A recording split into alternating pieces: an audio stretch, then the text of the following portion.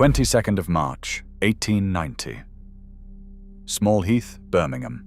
A Saturday night at the Rainbow Public House on Adderley Street. The place is packed. Workers from the brass foundries and metalworks crowd the bar, spending what little they earned that week. In the corner, a man named George Eastwood orders a ginger beer. He does not drink. He does not cause trouble. He is just a man in a pub on a Saturday night. He never sees them coming. A group of young men led by a carter named Thomas Mucklow set upon Eastwood without warning. Fists, boots, whatever is at hand. They beat him until his skull fractures, until surgeons have to drill into his head to relieve the pressure on his brain. He spends over 3 weeks in hospital.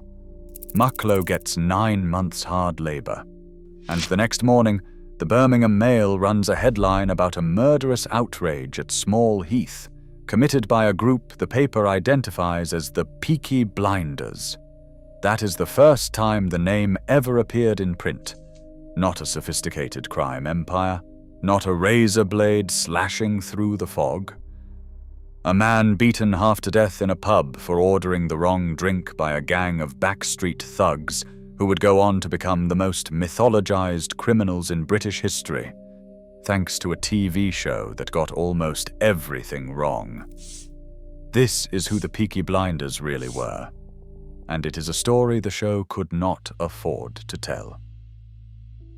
To understand where they came from, you have to understand what Birmingham was in the 1890s. And it wasn't pretty.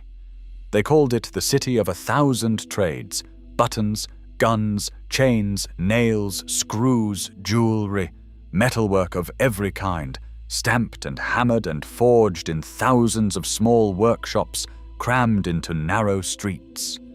The city's population had exploded from roughly 73,000 in 1801 to over 500,000 by the turn of the century. And the human cost of that growth was stacked into more than 40,000 back-to-back houses. Cramped, poorly drained, no running water, no indoor sanitation, families of 6 or 7 living in 4 rooms or fewer, sharing a single outdoor privy with their neighbours. In the worst neighbourhoods, Small Heath, Bordersley, Cheapside, Digbeth, Derrit End, the death rate hit 32 per 1,000. That was double the citywide average. Cholera, typhoid, tuberculosis. A working man in these districts earned about 75 to 80 pence a week, and much of that went straight to the landlord. Contemporary accounts describe the conditions in terms that read like horror fiction. Visitors wrote of pestilential air, stagnant and mephitic, that found no outlet in the prison-like houses of the courts. The streets reeked of sewage. The walls were damp year-round. Children played barefoot in gutters running with waste. Joseph Chamberlain's slum clearance programs from the 1870s onward tore down some of the worst housing, but displaced families without always rehousing them. It didn't solve the problem. It just moved it around. And in the gaps, between the demolition and the rebuilding, between the poverty and any hope of something better, the gangs filled the space. They had been around long before the name Peaky Blinders existed. The slogging gangs, named from boxing slang for a heavy blow, emerged in the Cheapside area around 1870. Historian Philip Goodison documents gang wars erupting as early as 1872, with the Bordersley riot of 1874 marking a major flashpoint. The Birmingham Mail reported that year that about 400 young roughs brought indiscriminate violence to the Cheapside district, attacking and robbing anyone who crossed their path. The Cheapside Sloggers, led by men named John Adrian and James Grinrod, were the dominant force. Their weapon of choice was a heavy belt buckle swung at the end of a thick leather strap. By the time anyone used the words Peaky Blinders, Birmingham had already endured 2 decades of organized street violence. The name was new. The problem was old. That first attack at the Rainbow Pub in 1890 set the tone. Thomas Mucklow, born around 1864, a carter by trade, was the first man documented as a Peaky Blinder. He served 9 months for fracturing George Eastwood's skull. In 1902, he was back in court, serving 6 months for maliciously wounding another man named George Groom, believed to be a fellow gang member. By the 1921 census, Mucklow was 57 years old, still living in Bordesley with his wife, Charlotte, still working as a carter. That is what a real Peaky Blinder looked like at the end of his life. Not a crime lord in a mansion, but a laborer in a slum. So who were the rest of them? What did they actually do? And how does it compare to what you have seen on screen? The answer is, not well. Here is the first thing the show gets wrong. There was no single gang called the Peaky Blinders. Birmingham historian Carl Chin, the world's leading authority on the real gangs, a man who has spent over 40 years in the archives and whose own great-grandfather Edward Derrick was a documented Peaky Blinder, is emphatic on this point. It was a generic term, not one gang, not a corporation, not a family business. A type. Newspapers used the label to describe dozens of small, hyper-local groups of young men. Boys, really, scattered across Birmingham's slum districts. Each neighborhood had its own crew. Park Street had its gang. Milk Street had another. Garrison Lane, Summer Lane, the 10 Arches, Aston, Sparkbrook. They were aged from 12 to 30, most of them teenagers. Arthur Matheson, a paint manufacturer who lived in Summer Lane in the 1890s, observed that most of them belonged to a slogging gang, the product of poverty, squalor, and the slum environment. Court records give us the names. Thomas Gilbert, who went by the alias Kevin Mooney, is considered the most powerful documented member. Born in 1866, he claimed to be a fishmonger. He changed his surname constantly to dodge police and was convicted at least twice for theft and fraud. His mugshot survives in the West Midlands Police Museum, a hard face, direct stare, nothing glamorous about it. Harry Fowles, known as Baby-Faced Harry, was born in 1885 and arrested at 19 for stealing a bicycle. He and another man named Ernest Bales snatched it from a man named Ralph Euster after he had left it outside a factory on Henrietta Street for 4 minutes. They were caught trying to sell it. Harry got about a month in prison. Henry Lightfoot, born 22nd April 1873, lived on Garrison Lane, the actual street that inspired the show's Garrison Pub. His criminal career began around age 22 with stealing racing pigeons from a neighbor. He later did time in Devon for assault. David Taylor was arrested at just 13, carrying a loaded firearm. Charles Lambourne was documented as a Peaky Blinder at age 12. Stephen McHickey, a metal roller, broke into a drapery shop and stole stock worth £6. He told the court he was trying to feed his wife and 2 young children. He got 8 months. These were not the sophisticated operators of the BBC series. These were boys, desperate, uneducated, violent boys from the most deprived streets in England. And the things they did reflected exactly that. Their crimes matched their circumstances. Mugging passers-by, pickpocketing drunks on their way home from the pub, bicycle theft, breaking into shops and warehouses after dark, running small protection rackets on local shopkeepers and bookmakers. Pay us a few shillings a week or we will smash your windows and beat your customers. Their method was crude but effective. Group ambushes surrounding an isolated victim, overwhelming them with numbers. 5 or 6 against 1. Always at night, always in their own territory, where they knew every alley and back court and escape route. Their weapons were belt buckles swung on leather straps, metal-tipped boots that could crack ribs, knives, fire irons, bricks, and occasionally a gun. A document from the papers of Joseph Chamberlain in 1899 described them as en masse a somewhat imposing army, a terror to the small shopkeeper, an ever-irritating bait on the policeman's beat, a continual menace to his peace and pleasure, not to mention safety or even life. The violence could erupt over nothing, over a look, over a drink, over territory that amounted to a single street.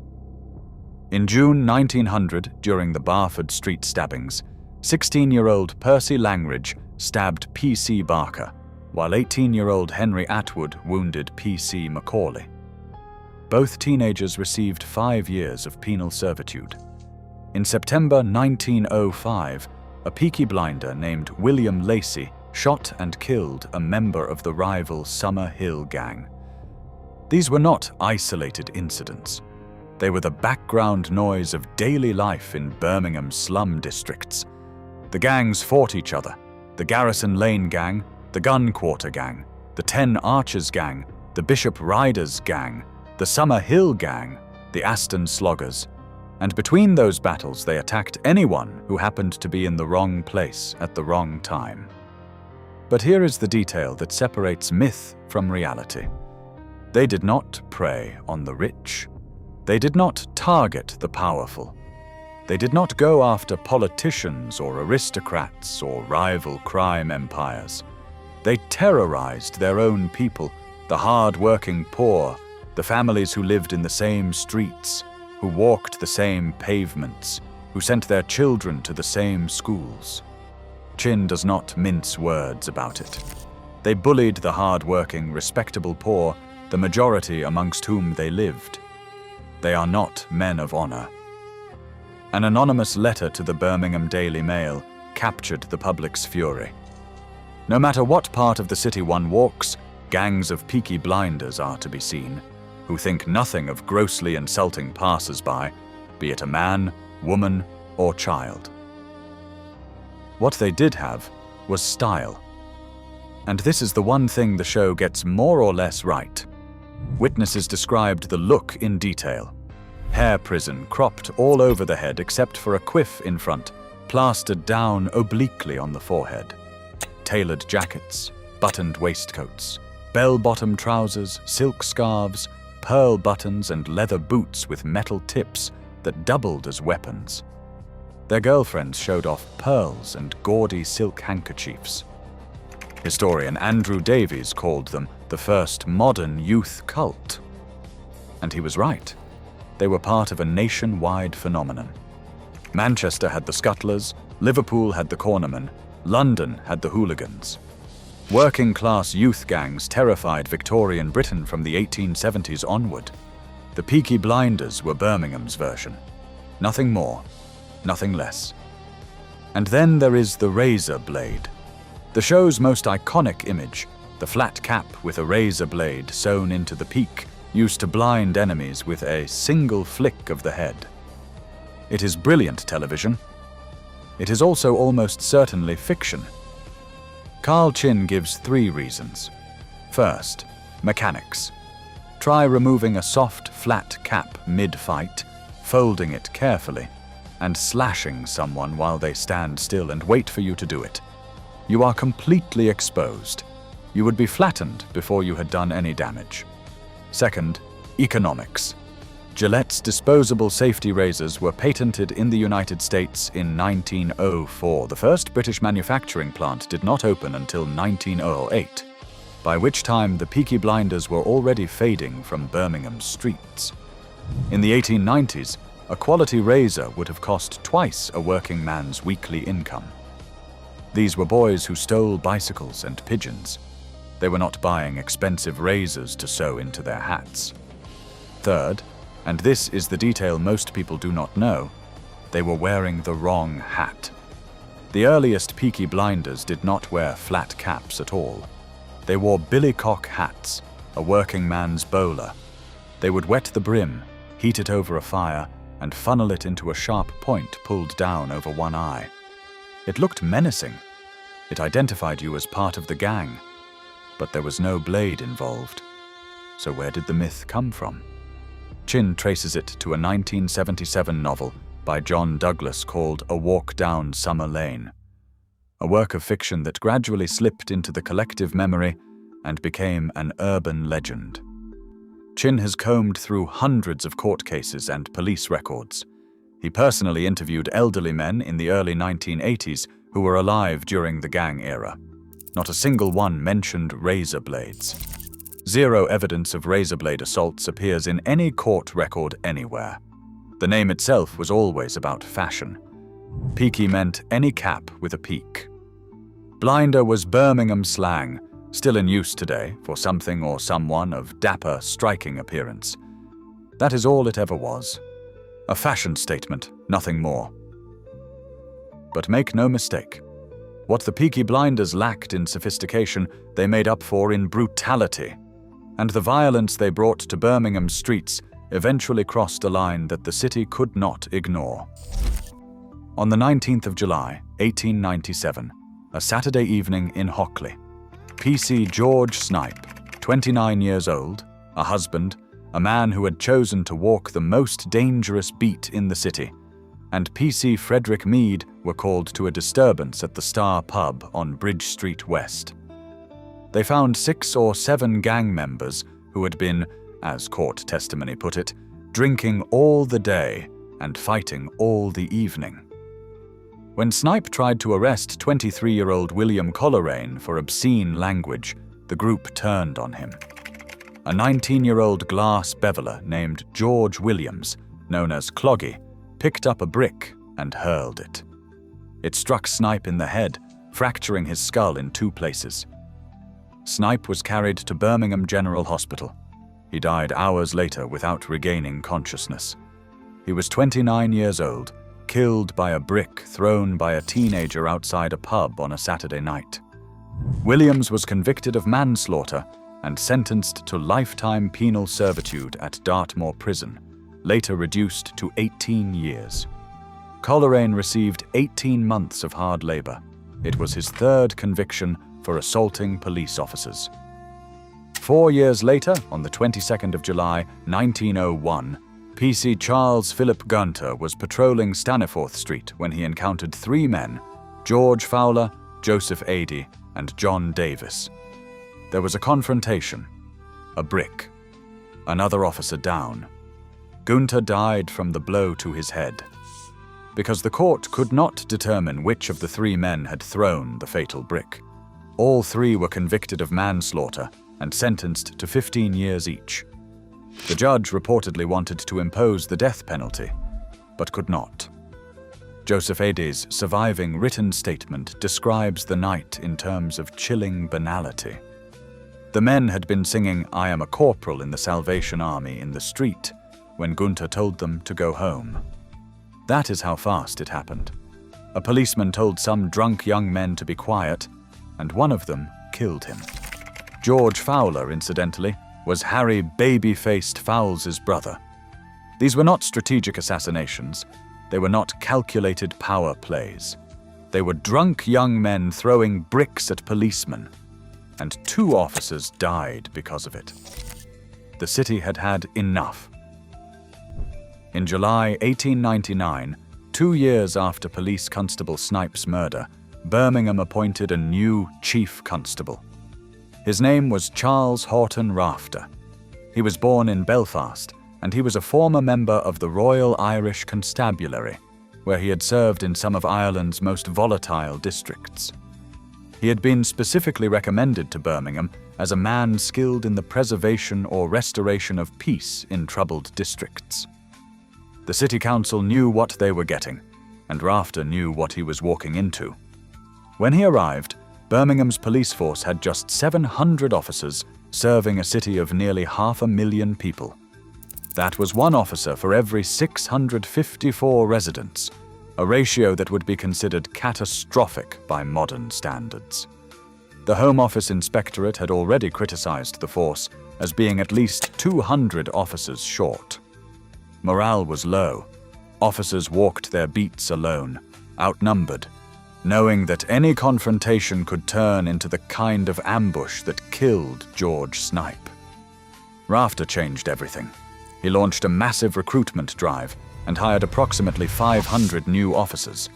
His unofficial recruitment test, according to Chin, was direct. Can you read? Can you write? Can you fight? He required officers to patrol in pairs instead of alone, a simple change that immediately shifted the balance of power on the streets. He pushed for harsher prosecution and longer sentences. He built relationships across both Catholic and Protestant neighborhoods, earning trust where none had existed before. He established the Digbeth Police Training School, which eventually became the leading police education institution in the country. When Rafter died in 1935, his funeral procession was enormous. Birmingham was by then reputedly the safest large city in Britain. That was his legacy. And it worked, faster than anyone expected. By 1910, the Birmingham gangs had gone. Chin is definitive on this. Not diminished, not underground, gone. Multiple forces converged at once to destroy them. Rafter's policing revolution raised the cost of being a criminal. Suddenly getting caught meant real time, not a slap on the wrist. Harsher court sentences actually deterred violence for the first time. But policing was not the whole story. Football drew young men away from the gangs. Birmingham City Football Club had originated as Small Heath Alliance in 1875 and was now pulling in thousands of spectators on Saturday afternoons, giving working-class men something to be part of that did not involve breaking the law. Clergy and social reformers opened youth clubs and boxing gyms, offering boys a legitimate outlet for the aggression that slum life bred into them. Community witnesses, the shopkeepers, the wives, the neighbors who had been terrorized for years, finally grew confident enough to testify in court, knowing that police would protect them afterward. And the original gang members simply aged out. They got married. They found steady work. They left the gangs behind. Because that is the dirty secret of most youth crime. Most of them eventually grow up. World War I delivered the final blow. The young men who would have been the next generation of Peaky Blinders enlisted in the army or entered munitions factories instead. Many of them never came back. A reference in the 1907 Birmingham Daily Gazette to men of the Peaky Blinder type committing a hooligan outrage on Newton Row is among the last documented incidents using the name in connection with an actual crime. By the time the BBC show begins, 1919, the real Peaky Blinders had been dead for close to a decade. The name lingered as generic slang for any Birmingham street criminal, but the gangs themselves were history. Which surprised you more, that the razor blade cap never existed, or that the real gang preyed on their own neighbors? Let me know in the comments. But the end of the Peaky Blinders was not the end of Birmingham's gang story. Not by a long way, because one of the men who had come up through those slum streets was about to build something the Peaky Blinders never could, an actual criminal empire. William Kimber, Billy Kimber, was born in 1882 in Summer Lane, Aston. He was a former Peaky Blinder himself, a product of the same slums and the same violence. But Kimber was different. He had ambition beyond the next mugging. Convicted of assault at 18 and sentenced to time in Winson Green Prison, that is where he met a man named George Sage, known as Brummy Sage, who introduced him to something the street-level Peaky Blinders had never figured out: organized racetrack extortion. Sage showed Kimber that the real money was not in robbing individuals. It was in taxing an entire industry. The Birmingham Boys, also called the Brummagem Boys, were active from roughly 1910 to the early 1930s, and they operated on a completely different level from the Peaky Blinders. Under the Gaming Act of 1845, racetracks were the only venues for legal gambling in England. That meant enormous amounts of cash flowing through every race meeting, with bookmakers carrying thousands of pounds in their leather bags. Kimber saw the opportunity and seized it with both hands. He controlled the best pitchers at every course across southern England. He charged bookmakers what they called 10 bob in the pound, 50% of their profits, for so-called protection. At a meeting like Brighton, his gang could clear £5,000 in a single day. That's serious money. That's real power. This was not bicycle theft. This was organized crime on an industrial scale. A 1922 police report described Kimber's operation as mostly made up of convicted thieves of the worst type. For several years running, Billy Kimber was probably the biggest organized crime boss in Britain, and almost nobody outside the racing world knew his name. His main rival was Charles Sabini, Darby Sabini, an Anglo-Italian mob boss who controlled London's racetracks through a network of enforcers operating out of Clerkenwell and Soho. The war between the Birmingham boys and the Sabini gang was one of the most sustained criminal conflicts in early 20th century Britain. Jewish bookmakers from London's East End had recruited the Sabinis as protection against Kimber's extortion, and from that point on, open warfare erupted. On 28th of March 1921, Kimber was found shot and beaten in Collier Street, King's Cross. He needed 70 stitches. Then, on 2nd June 1921, came what became known as the Battle of Ewell, near Epsom, on Coronation Cup Day. Approximately 60 Birmingham boys armed with hatchets, hammers and bricks descended on the racecourse and ambushed a group they mistakenly identified as Sabini allies. It was chaos, blood on the turf, screaming punters, bookmakers scrambling to escape. 23 of the 28 men arrested were convicted. Sentences ranged from 9 months to 3 years. And here is where the show performs its most remarkable act of historical reversal. In the BBC series, the Peaky Blinders defeat Billy Kimber. Tommy Shelby shoots him dead. In reality, it was the exact opposite. The Birmingham boys displaced the Peaky Blinders. Kimber's gang replaced them. The show makes Kimber a Cockney. The real Kimber was born and raised in Birmingham, barely a mile from where the Peaky Blinders themselves had operated. And Tommy Shelby never shot him, because Tommy Shelby never existed.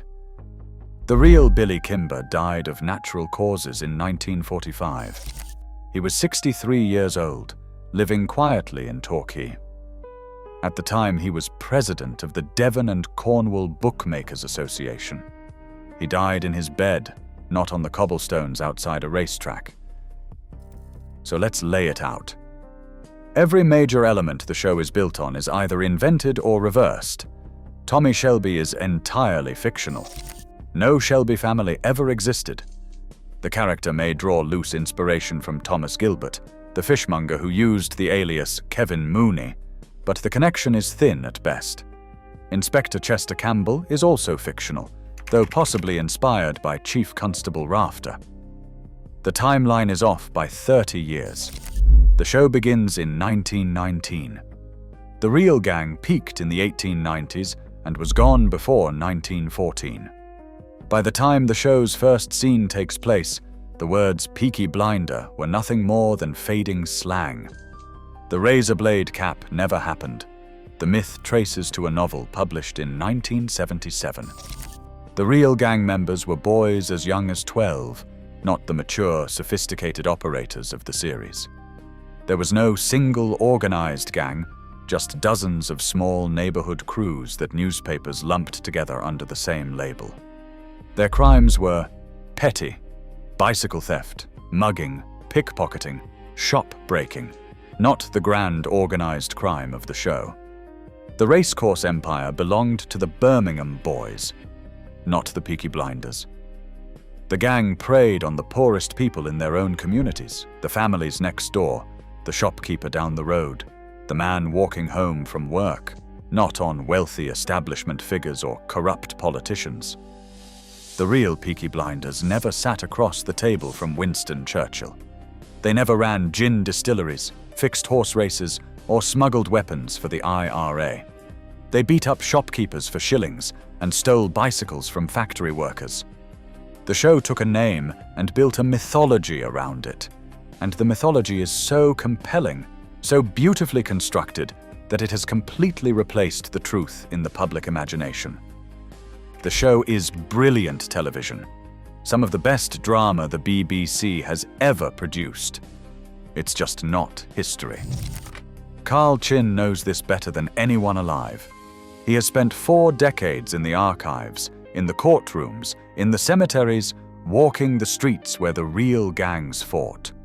His great-grandfather, Edward Derrick, was a documented Peaky Blinder. Chin does not romanticize him, not for a second. A violent, abusive, wife-beating thug. A petty thief. That's how he describes his own ancestor. At the West Midlands Police Museum on Steelhouse Lane, curator David Cross oversees a collection of roughly 6,000 Victorian and Edwardian mugshots, including the actual faces of Harry Fowles, Thomas Gilbert, and other documented gang members. They stare out from those photographs with the same flat, hardened expression. Young. Already old. Their faces tell the story. Henry Lightfoot, the first person specifically named as a Peaky Blinder in court records, the man who lived on Garrison Lane and started his criminal career stealing pigeons, joined the British Army 3 times. He fought at the Battle of the Somme in 1916. Whatever he had done in Birmingham's back streets, the trenches of France were worse. He died on the 23rd of April, 1936, and was buried in an unmarked grave in Yardley Cemetery. Nobody put up a headstone. Some historians believe he partly inspired the character of Arthur Shelby. If he did, the real version did not get a redemption arc. He got an unmarked hole in the ground. And then there is Harry Fowles, baby-faced Harry, the bicycle thief. He survived World War I, but barely. A mortar bombardment buried him alive for 12 hours. When they dug him out, he was deaf and mute, his body shattered. He spent the rest of his life on the streets of Birmingham, selling postcards of himself dressed as a female Red Cross nurse. That was the best living he could find. A former Peaky Blinder, a war veteran, selling novelty photographs for pennies. The cost of war was plain on him. And somewhere in that same city today, they are selling flat caps with fake razor blades sewn into the peaks. The tourists love them. They buy them by the hundreds, pose for photographs, hashtag Peaky Blinders. And not a single one of those caps has anything to do with the real boys who wore the name. The real story was never the kind that sells souvenirs.